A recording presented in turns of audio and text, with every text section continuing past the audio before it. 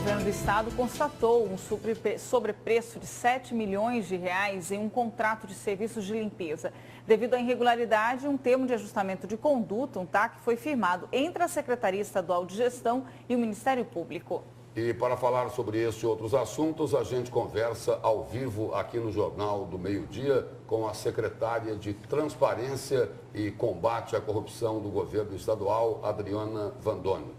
Boa tarde, secretária. Boa tarde, Lúcia. Boa tarde, Vânia. Secretária, exemplo desse caso aí que a Evânia acabou de citar, que foi constatado aí superfaturamento em alguns contratos e aí, depois de investigado, resultou numa economia superior a 7 milhões. A secretaria que a senhora dirige, ela tem estrutura para poder acompanhar o que acontece em todas as secretarias de governo ou não?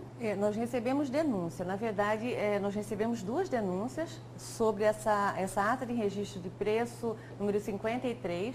Analisamos os documentos que foram entregues, vimos que tinha um processo civil público movido pelo Ministério Público desde o ano passado a respeito disso.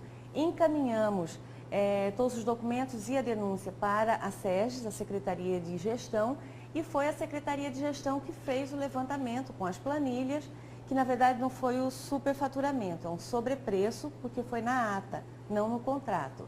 A SEGES analisou e comparou os preços das 3 vencedoras. Mas se não fosse corrigido, ia virar isso? Provavelmente. Das três vencedoras, mais os preços de mercado, e foi em busca do Ministério Público exatamente para acertar uma forma, um termo de ajustamento de conduta para que o serviço não seja interrompido e que o Estado não pague a mais. Esse levantamento, essa planilha de comparativo, né, de preços, já tinha sido feita também pela Secretaria de Segurança Pública. Então foi assinado um TAC, um termo de ajustamento de conduta. O governo do Estado tem 90 dias para fazer uma outra ata de registro de preços e as empresas vão fazer o preço de mercado. E aí provoca, quando fala 7 milhões, na verdade era a ata de registro de preço, o contrato todo, a ata toda seria de 77 milhões e baixou 7 milhões nesse valor. Então, os contratos que serão feitos agora já serão nessa nova planilha. Essa foi uma das 13 denúncias, isso, que o gabinete recebeu durante os 100 primeiros dias de gestão. Todos levaram algum tipo de investigação da Delegacia Fazendária ou não? Todas levaram algum tipo de investigação, não só da Delegacia Fazendária. Não foram só 3, foram várias denúncias que nós recebemos. O que é importante deixar, claro, para todo cidadão, é que nenhuma denúncia que chegar ao Gabinete de Transparência e Combate à Corrupção, ela vai ser engavetada, guardada, elas sempre são levadas para as medidas que devem ser tomadas. Então, nós temos denúncia de servidores que estão cobrando para fazer o serviço que deveria fazer. A denúncia foi encaminhada, um processo de sindicância foi instaurado, eu não posso falar onde porque ainda não foi comprovado, mas elas estão sendo encaminhadas, estão sendo investigadas pelos órgãos competentes.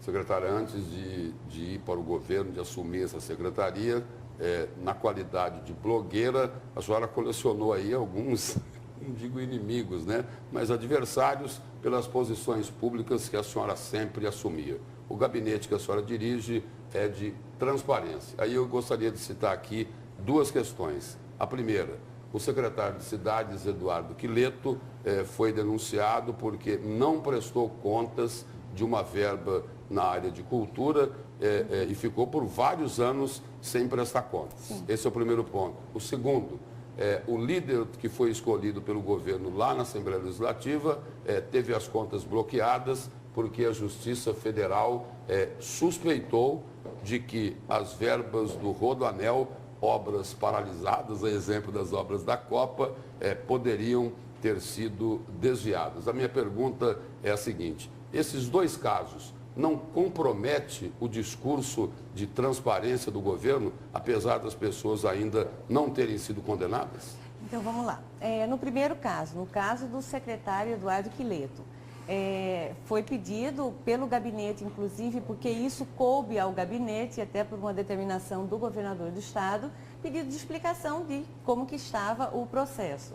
Na verdade, não era a pessoa dele, era o presidente do IAB, Instituto dos Arquitetos, e ele deixou de responder por esse processo assim que ele deixou a presidência e passou para o outro presidente. Mas ele é que estava no Instituto. Na época sim, que foi feito... Porque foi feito, era um recurso para fazer um concurso público, um concurso acho que de projetos. O concurso teve um arquiteto entrou com um processo embargando esse concurso, o prêmio não pôde ser pago, ficou depositado numa conta, não foi mexido nesse dinheiro, até que o processo judicial acontecesse. Assim que ele deixou a presidência do IAB, outro assumiu e assumiu também essa pendência de levar e resolver. Apesar de ter sido na gestão dele. Apesar de ter sido na gestão dele, o processo não tinha sido continuado. Ele encaminhou para o gabinete essa justificativa, essa explicação. O gabinete encaminhou para a Procuradoria-Geral do Estado, que recebi, e aí eu recebi o aval de que ele não responde mais por aquele incentivo. É bom deixar claro que a ficha limpa, a ficha suja, né, só vira ficha suja quem já teve uma condenação. No caso dele, não só não teve a condenação, como ele não responde mais por esse processo. Isso se aplica também à questão do líder do governo? O líder do governo não coube ao gabinete analisar. Secretário, muito obrigado pela presença e pelas informações da senhora aqui no Jornal. Eu que agradeço a oportunidade, estou à disposição sempre e chamando o cidadão para participar através de denúncias. Muito obrigada, secretária.